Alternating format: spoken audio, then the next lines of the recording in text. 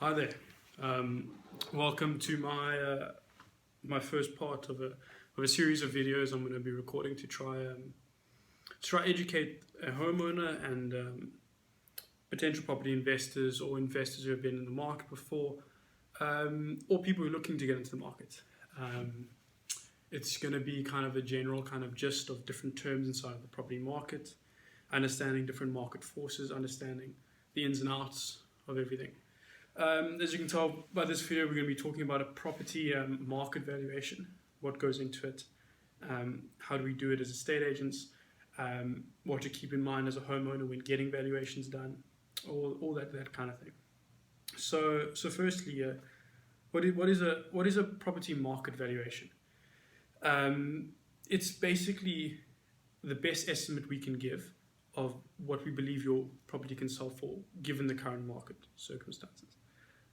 Or current market situation, depending on obviously what the demand is, what banks are doing, what we're seeing with buyers, that kind of all that data we use. So how does it work? So firstly, the most important thing when doing a valuation, I feel, is that I need to see the property.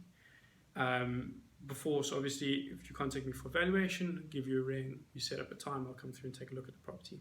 Prior to doing that, I will often draw up the details on the property price, so earth size, bedrooms, information I can find on CMA, which is a comparative market analysis tool. It allows us to look at transfer history and things like that. So I'll just draw up as little information, or just a brief kind of summary on the information, and then I'll just to kind of get my mind right, so I have a list of questions in my head before going there. Basically things like what did it last sell for, what did houses in the area sell for, so I kind of have a gist. When going through the property, obviously greet the homeowner.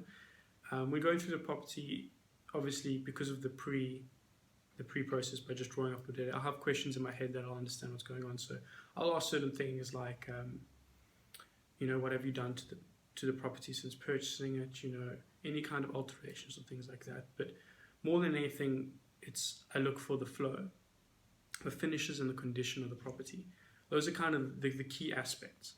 And so what is flow? It's a term that's often thrown around in property, and it can mean a whole bunch of different things. And flow is a very difficult thing to value because it's very subjective. But there are some key things about it. It's the entertainment. It's what does the home feel like? Is it open or is it dark? Is it new, clean, modern? Does it create this kind of excited atmosphere?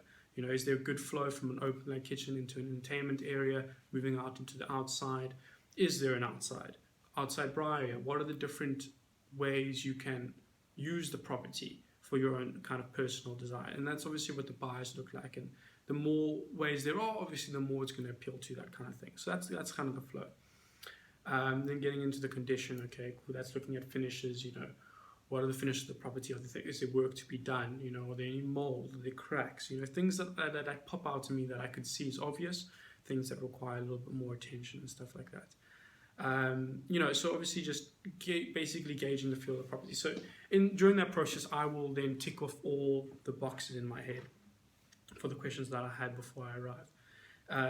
After that, obviously thank the seller, pop off back to the office, and immediately on the way back to the office or on the way to the next meeting, I'm really kind of jotting things down in my head. So that will be things that stood out to me, things that I believe could be a potential selling point. Then I get back to the office, and I will then start on the gathering the data. And so the minimum I like to do is I like to do at least 3 reports that provide me with enough data to be able to then get an average, which I then can present to the seller. I think less than 3, you're not really getting as much information as you require. So I prefer to do 4 if the third bit of data is there. Obviously, there's different companies who gather data, so sometimes always not available. If so, I will obviously tell you or the homeowner to just let them know that is the case. And so main one is CMA, kind of looks at the property, transfer history, compares urban to urban, so that will be the size of the property, the bedrooms, condition, age, that kind of thing. CMA kind of takes historical data and tries to project them into the future. So sometimes it can be higher, sometimes it can be low, depending on whether the properties in the area moved faster at a boom stage or lower, depending on the different amounts of data. So CMA is important to kind of set a bar. And there's a lot of very nice graphs, and I think I'll go through a CMA report sometime on this channel, so you can understand the different aspects into that. Then we have something called a Lightstone, which is just a different company, does basically the same thing, but doesn't do the projection of historical data and things like that. So very much an area average, and then you compare basically directly bedrooms, baths in that specific area. And you try to whittle that down, so you have an average between the two. And then you have the third one, which is a prop stats, which kind of is just a much broader area average. And then that again you're trying to get this as close as you can to kind of a smaller bandwidth, so we can understand. And when doing these things, obviously I'm constantly judging, okay, cool, this property had better finishes, this was newer than those ones, and therefore inside of that you can kind of sift through the data. Then the last one, which is the one that I work on the most, will be comparing the property to sales I've seen recently in the area. And so this will be the most up to date, because it will be properties I've dealt with, properties I've been through, properties I've seen and I know. And so I have a much clearer understanding what their value proposition was, what buyers were saying during the sale process, and I'm able to more accurately judge your property compared to that. And that is what I will then gather, all those 4 different reports, or 3, or how many if I can get, depending on the data. I will then gather that into a booklet and then present it to the seller.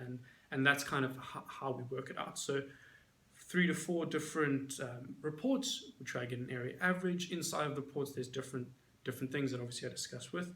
And maybe I should actually do one of those, and so you can just kind of see how the flow works. And then obviously the final one, which is my kind of pulling it all together, comparing a property directly to other properties have sold recently, and then using that data to provide for you a marketing plan and a best estimate of what we can guess a potential buyer would pay for the property given historical data, which is obviously made up. But then there's always the unicorn, the nature of a market estimate, valuation estimate, is that we're not using your property, we're not selling your property right now. We're looking at data of other properties selling. So yes, there's always a subjective margin that's there, but I do stand by my valuations, and valuation in general as a very key indicator of what your property could potentially sell for. Yes, that's basically what a property market valuation is. If you have any questions or would like to get a valuation, let me know. It's a very easy process. I'll just come over and all that kind of thing. But yeah, let me know if you have any further questions, comment down below. Otherwise, have a good day, week, year, and life, and yeah, keep safe. Ciao.